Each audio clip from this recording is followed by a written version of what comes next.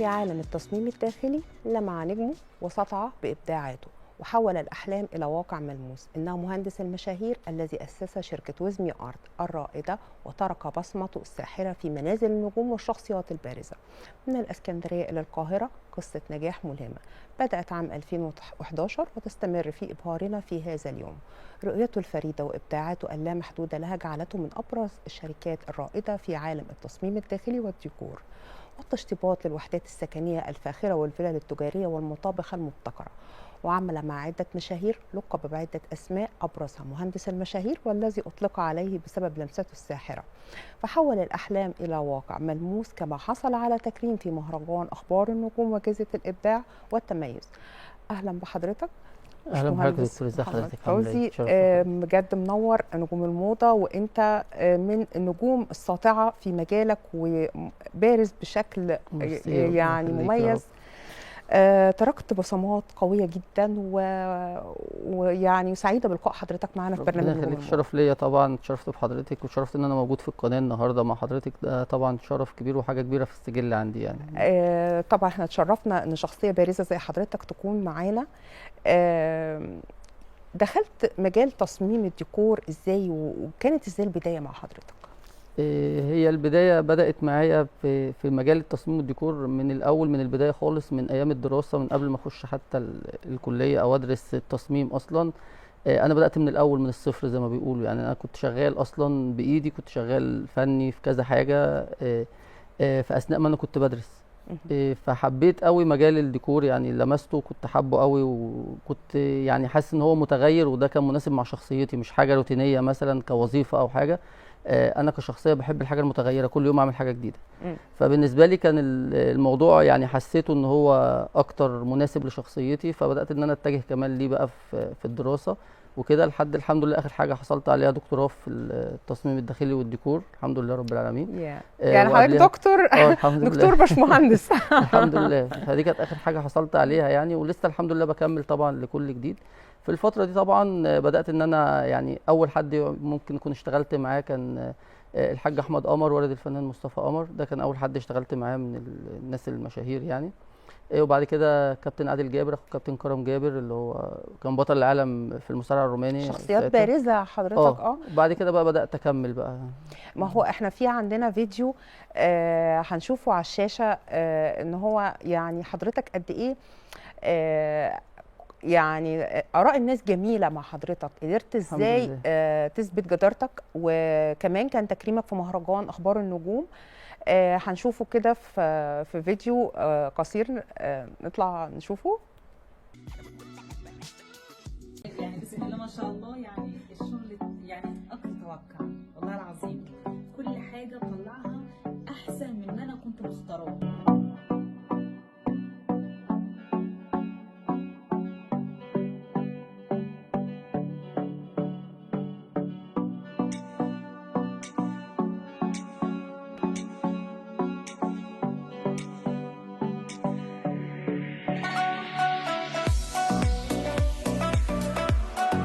مساء الخير، أنا حابة أشكر الباشمهندس محمد فوزي وأشكر شركة ويز ماي آرت بتشطيب الشقق والفلل.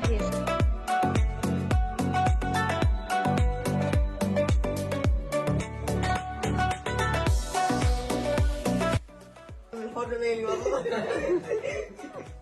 دي الحمد لله جابوا أهم حاجة. انت حطيتنا في برضه في حته برضه تاني خالص برضه. بالنسبه لشغل ياسمين في القناه، انت حطيتنا في حته يعني ربنا يخليك. لا خالص والله، انتوا اضافه لاي حد بجد والله. بص عليك يا باشمهندس، شرف لينا أصلا. لا خالص والله، لا انا شرف ليا والله جيت اصلا السعيد، وشرف ليا ان انا اشتغلت معاك والله العظيم. وبنشكر حضرتك جدا جدا جدا جدا، وانا سعيد جدا جدا جدا بمعرفتك والله.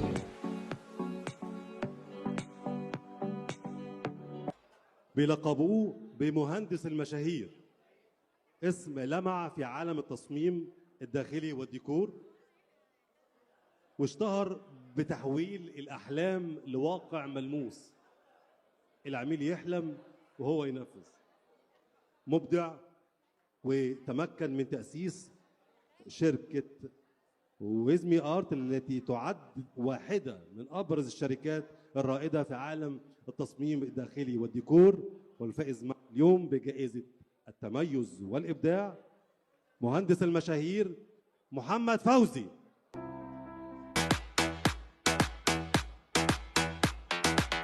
Hands up, everybody, hands up.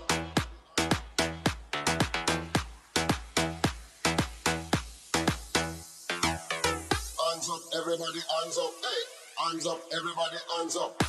Hands up, everybody, hands up. Hey, hands up, everybody, hands up. Hands up, everybody, hands up. طبعا يعني الفيديو كان قد ايه مبدع، من اراء الناس لتصميمات لفيديوهات كمان كانت واخده مع حضرتك ترند على السوشيال ميديا، بجانب كمان اراء الفنانين والمشاهير مع التكريم، يعني توليفه كبيره قوي. الحمد لله. هو احكي لنا اي عنها فيديو اكتر، ازاي قدرت يعني تكون مميز في حتتك بالطريقه دي؟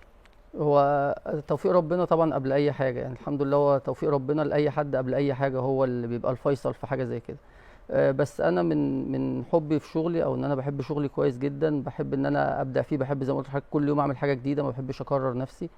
الحمد لله اي فيديو زي ما حضرتك قلت بعمله مع اي حد الحمد لله بيطلع ترند، بسبب ان انا بعرف استغل المساحات كويس، بعرف اوظف الحاجه كويس، بعرف اقرب للعميل بتاعي كويس. مش شرط ان هو يبقى حد من المشاهير، يعني اي حد بشتغل معاه عادي، اي شخص عادي، فرد عادي.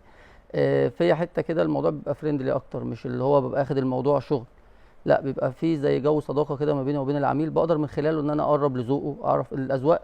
الناس كلها عامه مش ذوقي مش زي ذوق حضرتك، مش زي ذوق ممكن اسره فيها 4 5 افراد كل واحد ليه ذوق مختلف عن التاني. بقرب للناس دي بشكل معين، وبحاول ان انا افهم كل واحد حابب ايه، وببدا يعني اوصل له الموضوع ده بطريقه هندسيه او بطريقه علميه، على اساس اديله الراحه النفسيه اللي هو عايزها. طب ايه الصعوبات اللي بتواجه حضرتك في التعامل مع العميل او في مجالك عامه؟ هو من ناحيه الصعوبات يعني ممكن مثلا لو في عميل بيقابلني ممكن متشبث برايه شويه، هو انا محتاج اعمل الحاجه الفلانيه، طب ما دي مش مناسبه للمساحه اللي احنا شغالين فيها مثلا، او دي مش مناسبه هندسيا، لا هو انا عايز اعملها وخلاص. فدي بتاخد مجهود مثلا ووقت اكتر ان انا اقنعه بالحاجه المظبوطه او الحاجه السليمه، وممكن في بعض الاحيان برفض خالص ان انا اكمل بقى الموضوع، ان انا مش بنشئ شغلي على غلط. ما لو حاجه انت مش مقتنع بيها ممكن برفض، ما بشتغلهاش، يعني بقول له تمام ممكن تعملها مثلا بمعرفتك، بعد طبعا مش من اول مره، يعني بعد ما بحاول اقنعه مره واثنين وثلاثه واربعه بلاقيه مثلا هو مصر على رايه، ودي بالنسبه لي بتبقى من اصعب العملاء اللي ممكن بتقابلني. بس يعني ايه، الموضوع ما قابلنيش كتير قوي، ممكن 4 أو 5 أفراد. فيما عدا ذلك لا، بيبقى في تواصل مع الناس، بعرف اعمل تواصل، في مرونه اكيد، وان انت بتقدر توصل وجهه نظرك ليهم. طيب انت اخترت في مهرجان اخبار النجوم لان انت متميز كافضل يعني مصمم ديكور قدر ان هو يثبت نفسه بجداره هذا العام، عام 2024. التجربه دي كانت بتمثل ليك ايه، او لما عرفت ان انت تم اختيارك كافضل مصمم ديكور الموضوع استقبلته ازاي؟ هو الموضوع بصراحة كان حاجة كويسة جدا ان انا اخد تكريم زي كده، كانت اضافة كبيرة في السجل بتاعي. اكيد كنت مبسوط طبعا ان انا كنت موجود وسط كوكبة من الناس اللي كانت موجودة في المهرجان، كلهم ناس على قمة المجالات بتاعتهم. كنا انا ابقى موجود في وسط ناس زي كده واتكرم في وسطهم، دي حاجة كانت كبيرة قوي بالنسبة لي، وكانت دفعة ليا وللتيم كمان معايا في المكتب ان احنا ندي اكتر ونبدع اكتر، وان احنا السنه الجايه نبقى في مكان تاني احسن، ونبقى موجودين برضو في المهرجان ده وفي مهرجانات تانيه، على اساس نثبت للعملاء بتاعتنا برضو ان احنا على نفس المستوى ونفس الجدارة. الحمد لله.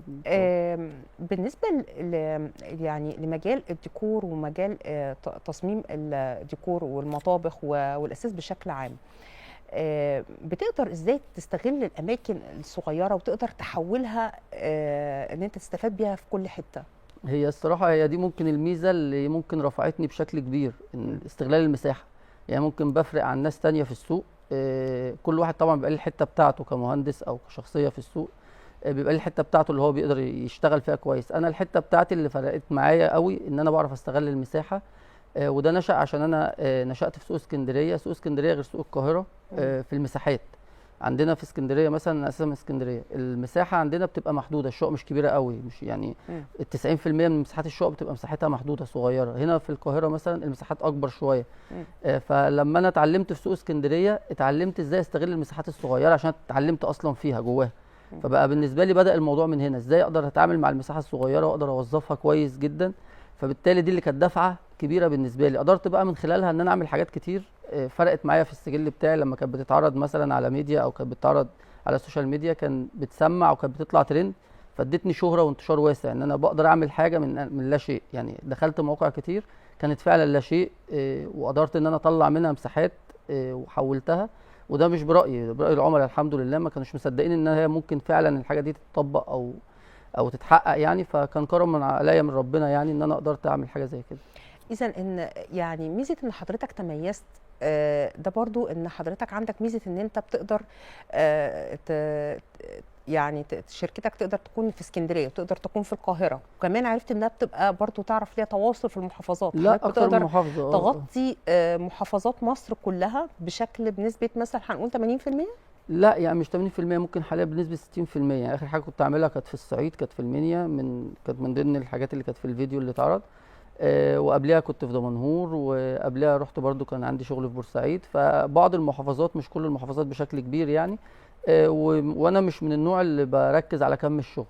يعني انا حتى على البيج عندي ببقى باخد شغل بكم معين وبقفل تعاقد، عشان بحاول ان انا اركز في الحاجه اللي معايا، مش كم شغل كبير وناس بتخدم على الشغل وخلاص. انا بحب ابقى موجود بنفسي في السايت. يعني ما بحبش مش من الناس اللي هي بتروح تقعد في المكتب وعنده ناس موظفين بيشتغلوا كده. لا، انا بنزل اباشر المواقع بتاعتي كلها بنفسي في اي مكان وفي اي محافظه. لازم الف على المواقع كل يوم او في الاسبوع مثلا مره او مرتين لو في محافظات بعيده عشان اباشر الشغل بنفسي. فانا مش من النوع بتاع المكاتب، لا انا بحب الموقع، بحب اشتغل في الموقع، بحب اشرف على كل حاجه بنفسي. هل واجهت صعوبات ان انت تتعامل مع المشاهير؟ اكيد بيبقى لهم دماغ مختلفه متهيألي، ما بتبقاش الموضوع بالنسبه لهم سلس، لانهم يعني فاهمين بشكل كبير وحابين ان هم يكونوا بيوتهم مختلفه عن بعض. الموضوع ده عرفت ازاي ان تعرف يعني تقرب معاهم قوي وتعرف تعمل لهم الحته المميزه اللي انت تقدر تخليهم متميزين فيها؟ هو ما شاء الله زي ما حضرتك قلت بالظبط كده، هم المشكله الوحيده اللي ممكن بتقابلني مع المشاهير ان كل واحد مش عايز بيته زي التاني. يعني حتى لو في فكره كانت اتعملت في مكان عند حد هو ومثلا وهي حلوه ممكن تبقى مناسبه، يقول لي لا طالما اتعملت عند فلان مثلا انا مش حاببها، انا حابب الحاجه اللي اتعمل عندي تبقى مختلفه وتبقى يعني زي ترند اول مره تتعمل. فبحاول ان انا دايما اركز ان انا في كل مكان او في كل بيت من عند حد بشتغل فيه ان انا يبقى ليا لمسه ما اتعملتش فعلا قبل كده، وده اللي بيسمع او بيخلي المكان ده او الشقه دي تطلع ترند. مفيش حد الحمد لله دخلت عنده وعملت شغل ونزل بتواجه صعوبه يعني التعامل معاه مش سهل يعني. بيبقى اخد لا الموضوع بيبقى اخد برده تركيز وفكر. والحمد لله برده التيم اللي معايا انا لما بختار حد يشتغل معايا او حد في الشركه عندي لازم بيبقى على نفس مستوى التفكير ولازم يبقى على نفس مستوى الخبره اللي انا شغال عليها.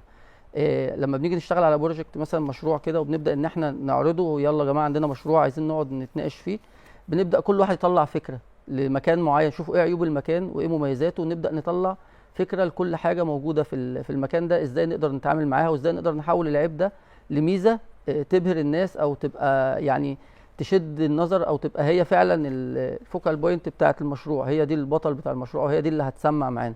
فربنا بيكرمنا عشان احنا بنتعامل بشكل تيم مش بشكل فردي. حب للمكان وحب ان هم يعني عايزين يكون المكان ده افضل مكان وبيدي اكتر أكيد. نتيجه مبهره للناس. طيب ازاي بتدمج ما بين يعني الستايل القديم والستايل الحديث بشكل يكون فيه احترافيه؟ الستايل القديم عامه هو في ثوابت في الديكور، يعني كستايل قديم وكستايل حديث. انا بالنسبه لي بيبقى في حاجات ثوابت وفي حاجات متغيرات.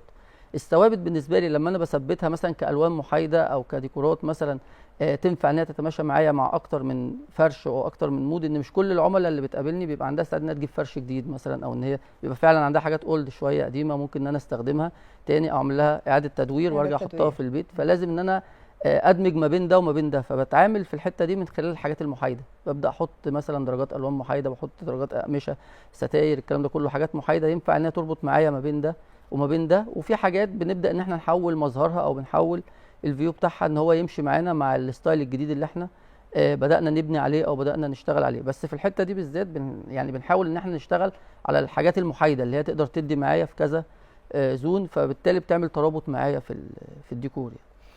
طيب لو هنقول مثلا أهمية الإضاءة في الديكور وإزاي بتعرف توظفها بشكل يعني يخلي البيت ليه روح مختلفة، ليه روح يعني أو ليه بصمة معينة. بص، هو في الحقيقة من تقريبا من 2020 الإضاءة عامة بقت 50% من الديكور. يعني قبل كده ممكن كان لا ما كان الديكور ممكن يبقى في مثلا في الفرنيتشر، في الالوان مثلا، في استخدام الالوان وتوزيعها، في الكلام ده كله. بدا بعد كده لا، الموضوع بقى خلاص، الموضوع بدا ان هو يروح في حته ان الدنيا تبقى هاديه خالص وسيمبل، والاضاءه كلها بقت هي موضوع الديكور. فبدا ينزل بقى في الموضوع ده فرايتي كتير، بقى في الماجنتيك، بقى في الليد بروفايل، بقى في السبوت لايت بانواعه بقى وباشكاله وباحجامه. الحاجات دي كلها بدات تضيف للمكان. بس هو الاضاءه كاضاءه في الديكور بشكل هندسي المفروض لها دراسه. يعني المكان، مساحه المكان ليه دراسه بطريقه معينه تقدر ان هي من خلالها يعني اوظف كم اضاءه معين للمكان. فاحنا عشان نتحكم في الموضوع ده ما تبقاش الاضاءه اوفر، وفي نفس الوقت نحقق اللي العميل عايزه، ان هو مثلا محتاج الاضاءه تكون بشكل قوي معاه. فبنعمل الموضوع ده في كذا ليفل. يعني لما باجي استخدم الكهرباء بتاعتي او لما باجي اولع النور او استخدم الاضاءه، بعمل مستوى معين بيديني درجه معينه. بعد كده ممكن العميل يزود بقى مستوى تاني، مستوى تالت، مستوى رابع، يبدا يزود في الكم زي ما هو عايز لحد ما يوصل للدرجه اللي هو محتاجها او اللي هو عايزها. بس هي الاضاءه فعليا بقت يعني 50% من موضوع الديكور. شركه ويزمي ارت من الشركات العريقه اللي هي بدات سنه 2011.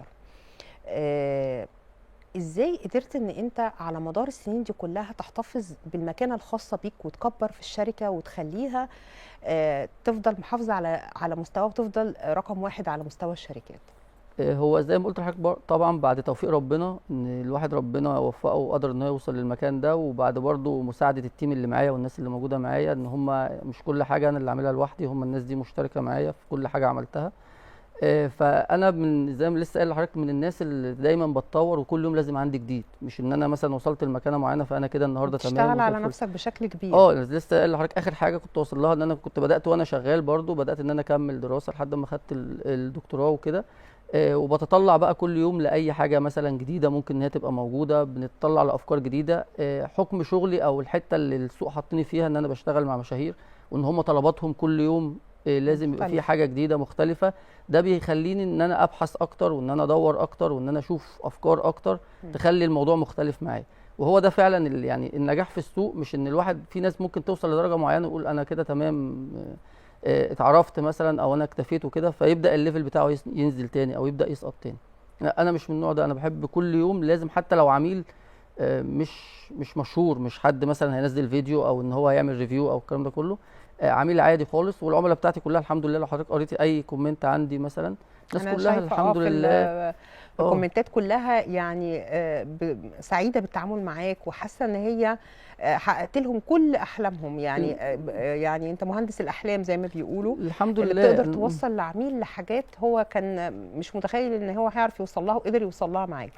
طب لو هنقول مثلا حد عايز ينسق بيته على قد ما هو كامكانياته، او من غير مثلا ما يلجأ للمهندس، ايه النصائح اللي انت ممكن تديها له ان هو يعني يعملها بنفسه؟ هو مبدئيا يعني وجود المهندس في المشروع هو بيبقى حاجه ضروريه. ليه؟ ان المعامله مع الفنيين او المعامله مع الصناعيه مش كلهم طبعا، في ناس محترمه جدا وعلى دماغنا من فوق، وفي ناس معاملتها صعبه شويه. فدي بتشكل عبء شويه على الكلاينت مثلا لو هو هيتعامل مع الفني دايركت هو منه ليه، في مواعيد بقى، في التزامات، في كذا في كذا في كذا. غير ان الحته برضو الهندسيه او الحس الفني للمهندس والتيم اللي شغال معاه بيفرق. ان عميل بيتعامل مع الصنايعي دايركت الموضوع بيبقى مختلف شويه. بس الموضوع مش صعب ان حد يقدر يتعامل زي ما حضرتك قلتي مع نفسه. لو هو مثلا البادجت بتاعته مش مناسبه او الكلام ده كله، ممكن هو يتعامل يعني منه للمقاول بشكل كويس. بس اهم حاجه ممكن يستعين بحد في استشارات. يعني مش شرط ان هو يشرف له على المكان بنفسه، لا، ممكن ان هو بس يعمل له ديزاين، ويبدا ان هو يقول له مثلا الكميات بتاعته عامله ازاي، المواصفات بتاعت كل بند عشان توفره مثلا او تشتغل عليه صح بتبقى ماشيه ازاي، ويبدا ان هو ياخد الاستشاره دي ويبدا ان هو يطبقها بالاتصال مع المهندس، وانا بعمل كده على طول على فكره في ما لسه المكتب كنت عندي. هقول لحضرتك كده لا انا بعمل الخدمه كده دي على عند طول. حضرتك. لا بعمل كده على طب طول دي في خدمة المكتب مميزة. عندي، وحتى من خلال الرسائل.